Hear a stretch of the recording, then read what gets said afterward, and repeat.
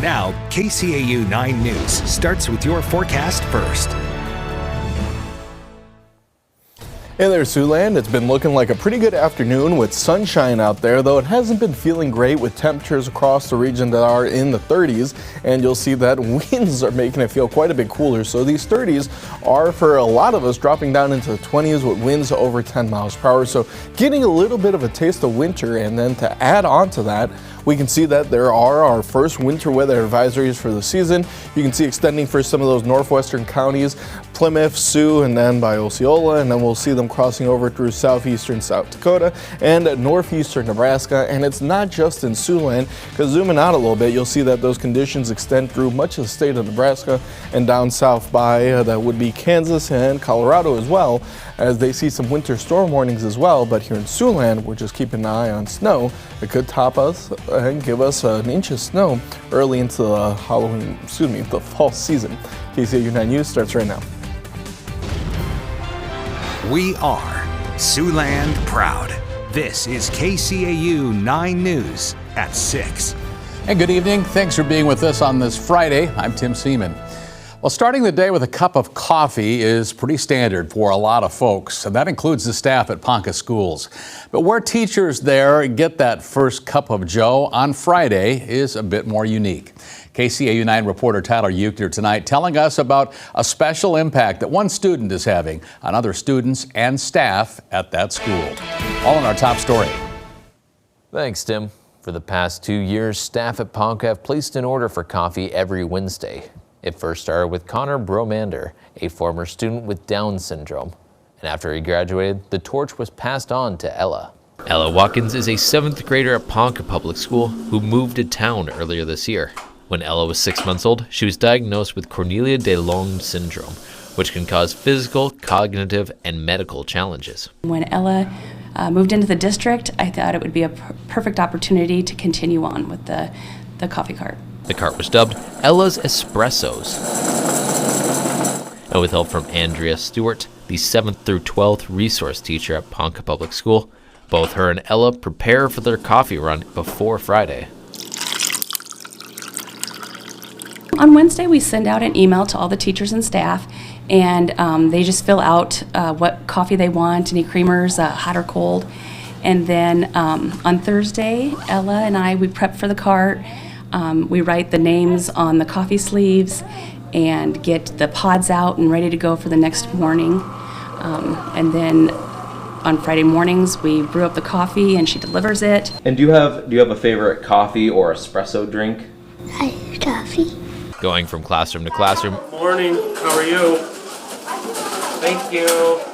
Ella handed out 20 cups of coffee today to both elementary and high school teachers, charging $2 for their cup of joe. It's nothing to make money on, but it helps with her working on money skills for the students and the social interactions and communication, and just an overall great opportunity for Ella to interact with teachers.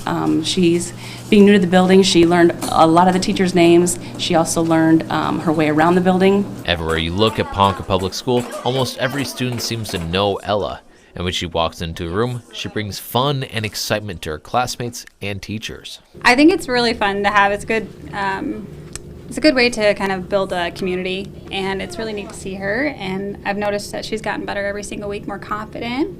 And the coffee, we always have new coffee choices, so it's really cool to see that from her. And what would you say is the best part of your coffee deliveries? Teacher. Ella's the highlight of our day all the time, and I think a lot of people would tell you Ella's a highlight of their day. When you're in the presence of Ella, it's really hard to be in a bad mood. She just brings a positive energy. She's a beacon of light to not only the staff, but the students as well. When not delivering coffee, Ella enjoys hanging out with her friends, gymnastics, and eating chocolate. Tyler Euchner, KCAU 9 News. Sounds like a great way to wrap up the week. Elsewhere tonight, anyone traveling on or under the Morningside Avenue Bridge today probably did a double take, seeing women's bras stretched across that bridge. The display is part of local radio station Q102's second annual Bras Across the Bridge, honoring those who fought breast cancer or are currently in a battle with the disease.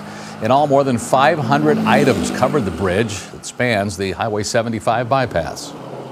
There are some that are tributes. There are some that were given to us by Walmart. Donated some to us. That was fantastic. We got a bunch from Julie Hurt out in Lamar's. She got a whole bunch of donations, like 115. So they came from everywhere. Listeners everywhere brought them to us. It was great. And we're told the bras on the bridge are being donated to the warming shelter here in Sioux City. Local businesses and nonprofits are being invited to take part in a bit more of a traditional display.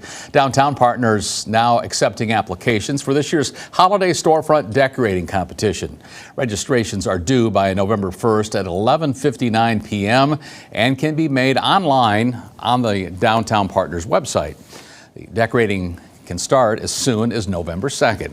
A photo is required of that storefront. In order to compete, you'll have to email that to Downtown Partners no later than November the 17th.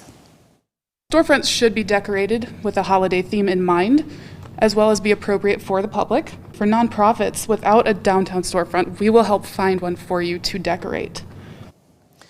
Voting is from November 20th through December 26th. The winner will be announced on December 29th, and the winning downtown storefront will receive $500 to donate to a Siouxland nonprofit organization of their choice.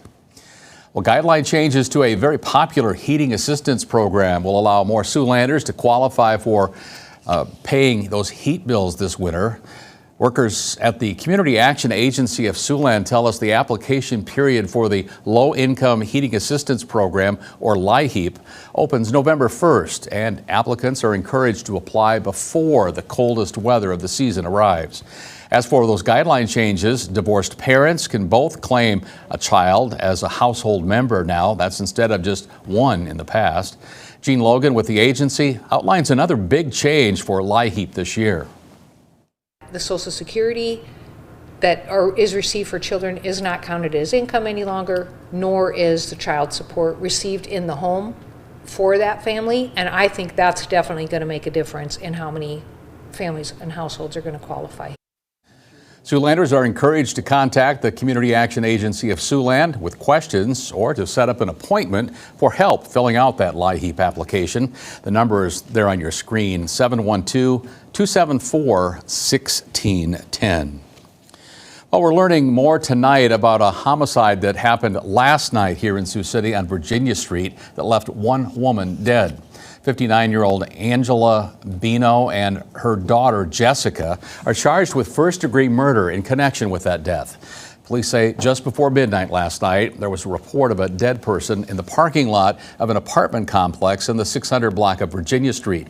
The woman had suffered multiple stab wounds. According to court documents, the three women are relatives and live together. And the paperwork also says that the two women assaulted the victim before Jessica used a butcher knife to stab the victim. Angela and Jessica are each held in the Woodbury County Jail on a $500,000 bond. Tomorrow, people have a chance to get rid of their unused prescription drugs. It's all part of the DEA National Drug Takeback Day. There's set to be 4 locations in Sioux City: Drilling Pharmacy on Morningside Avenue, Fairway on War Eagle Drive, Walgreens located on Pierce Street. The 4th location will now be the Fairway on Indian Hills Drive. Over in South Sioux City, there will be a couple of locations. You can drop off those old prescriptions. Hy-Vee Pharmacy on Cornhusker Drive and the City County Law Enforcement Center. You'll find that on West 29th Street. People are able to drop off those medications from 10 in the morning until 2 in the afternoon. The DEA will then take tablets, capsules, patches, and other solid forms of prescription drugs. They will not be able to take liquids, syringes, or any sharp and illegal drugs. Vaping devices and cartridges will be accepted, however, without the lithium batteries included. That drop-off is completely anonymous.